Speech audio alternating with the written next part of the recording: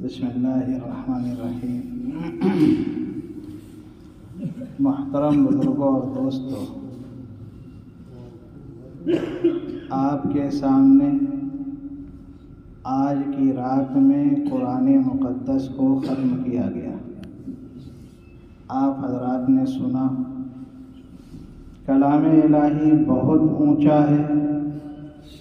ہم اور آپ حقیقت یہ ہے کہ اس کے اہل نہیں تھے، لیکن اللہ کا کرم ہوا، اللہ کا فضل ہوا کہ اللہ رب العزت نے ہم سب کو اس کے لیے قبول فرما لیا۔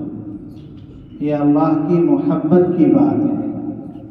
ورنہ کتنے بندے ہیں جو اب بھی روڈوں پہ پھر رہے ہیں، اللہ کا کلام پڑھا جاتا ہے مسجدوں میں، لیکن ان کو توفیق نہیں ہوگی مسجدوں میں آنے۔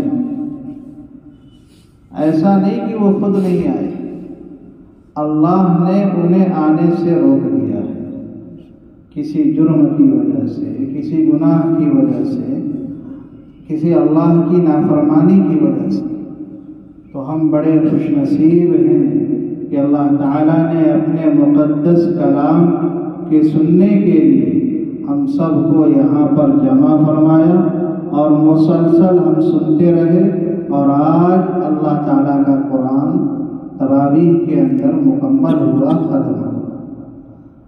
تو آپ حضرات سے درخواست یہی ہے کہ ہم یہ نہ سمجھیں کہ اب قرآن ختم ہو گیا ہے۔ رمضان کی 2 سنتیں ہیں۔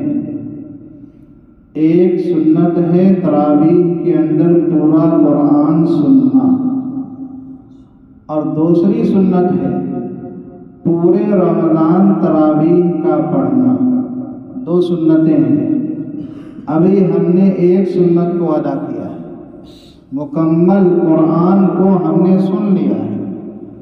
دوسری سنت ابھی باقی ہے کہ جہاں بھی موقع ملے آپ وہاں تراویح میں شامل ہو جائیں۔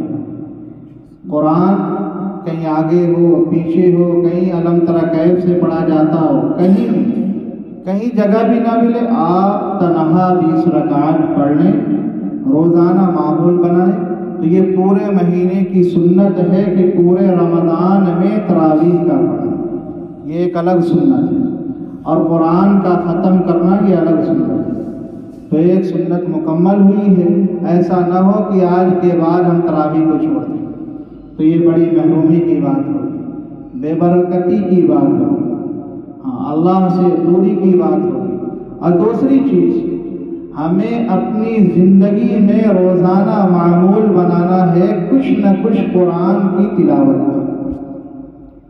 ایک پارہ نہیں کر سکتے، آدھا پارہ نہیں کر سکتے، آپ ابتدا کرو ایک لائن سے، روزانہ ایک لائن پڑھو، کوئی مشکل نہیں ہے۔ محنت کرنے سے ہر ہنر آ جاتا ہے۔ اللہ کا کلام تو بہت آسان ہے، صرف ہمیں ایسا محسوس ہوتا ہے کہ مشکل بہت ہے۔ کچھ بھی مشکل نہیں ہے۔ آپ لے کر بیٹھیں، چند دن آپ لے کر بیٹھیں گے، آپ پورے قرآن کو بھی نہ حاصل کریں، چند سورتیں آپ حاصل کر لیں، ان چند سورتوں کے نتیجے میں آپ پورے قرآن کو سیکھ جائیں گے۔ آپ نے سورہ فاتحہ سیکھ لیا، اسی کی روشنی میں آپ سورہ ناس کو پڑھنا شروع کر دیں گے، سورہ فلق کو پڑھنا شروع کر دیں گے، چند صورتیں اور اس کے آپ نے سیکھ لی، آپ خود دیکھیں گے کہ پورا قرآن زبان پہ چالو ہو جائے گا۔ یہ بڑی برکت والی چیز ہے۔ امام احمد بن حنبل رحمہ اللہ نے اللہ رب العزت کو خواب میں دیکھا، کتنی مرتبہ؟ 99 مرتبہ خواب میں دیکھا۔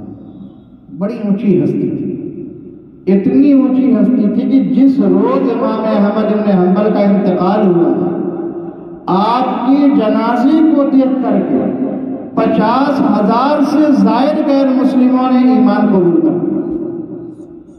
اتنے بڑے اللہ والے تھے۔ آپ نے اللہ کو خواب میں دیکھا، پوچھا، پیارے اللہ، آپ نے اپنی امت کو پیدا کیا، آپ کے پیدا کرنے کا منشا اپنا تعارف ہے، اپنی معرفت ہے، اپنا قرب ہے۔ ذرا یہ بتائیے کہ آپ کی امت کس چیز کی وجہ سے آپ کا قرب حاصل کرے؟ وہ کون سا ایسا عمل ہے کہ جس عمل کو کرے تو یہ امت آپ سے قریب ہوتی چلی جائے؟ اللہ رب العزت نے فرمایا، اے امام احمد بن حنبل، تم قرآن مجید کو پڑھو۔ قرآن مجید وہ کتاب ہے، جتنا پڑھتے جاؤ گے اتنا میرا قرب حاصل ہوتا جائے۔ دوسرا سوال آگے کیا، بڑا پیارا سوال کیا کہ پیارے اللہ یہ بتائیے، قرآن مقدس کو سمجھ کر پڑھنا ہے بغیر سمجھے پڑھنا ہے؟ اللہ رب العزت نے فرمایا، سمجھ کے پڑھو تو بھی میرا قرب حاصل ہوگا، بغیر سمجھے پڑھو تو بھی میرا قرب حاصل ہوگا۔ اور ایک اور بات میں آپ کو بتا دوں، اس قرآن کی عظمت کے اوپر ایک اللہ کا بندہ تھا جسے قرآن پڑھنے نہیں آتا تھا، اس کی زبان پہ قرآن کی ایک آیت بھی نہیں چل پاتی تھی، بڑی کوششیں کرتا لیکن ان پڑھ تھا، پڑھ ہی نہیں سکتا تھا۔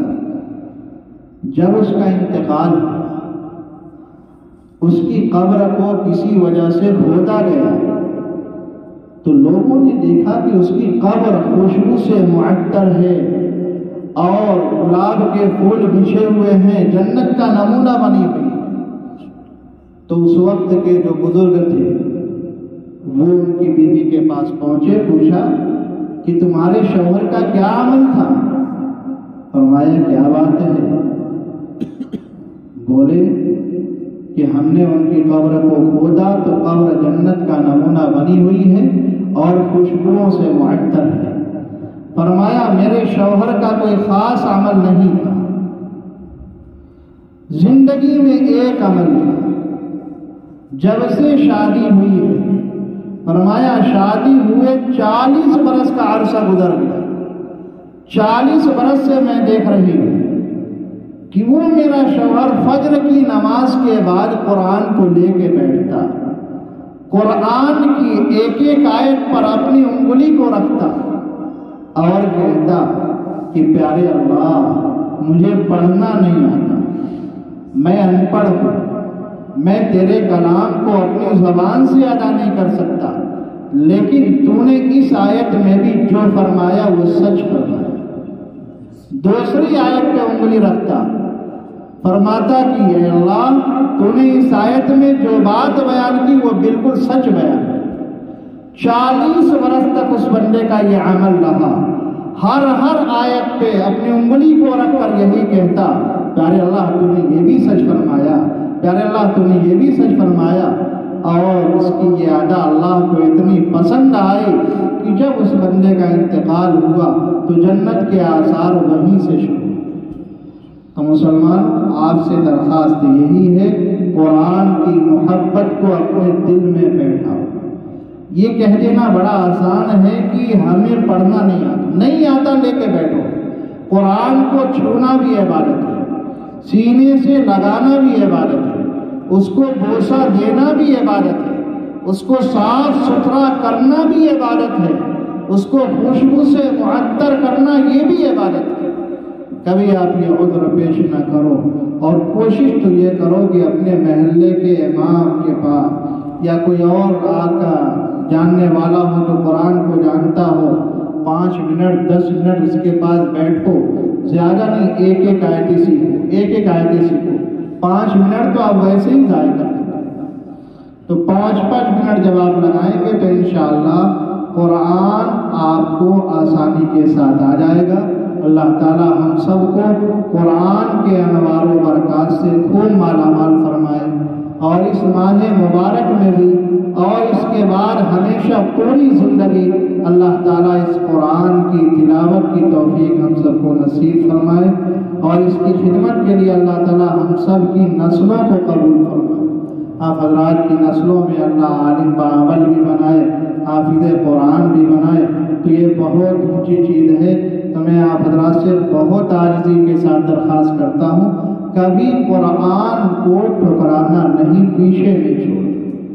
ہر کام آگے پیچھے ہو جائے، زندگی میں روزانہ 5 منٹ معمول بنا لو، لے کے بیٹھ جاؤ، آئے نہ آئے لے کے بیٹھ جاؤ، بس آہستہ آہستہ دل میں محبت بیٹھتی چلی جائے گی۔ اللہ تعالی ہم سب کو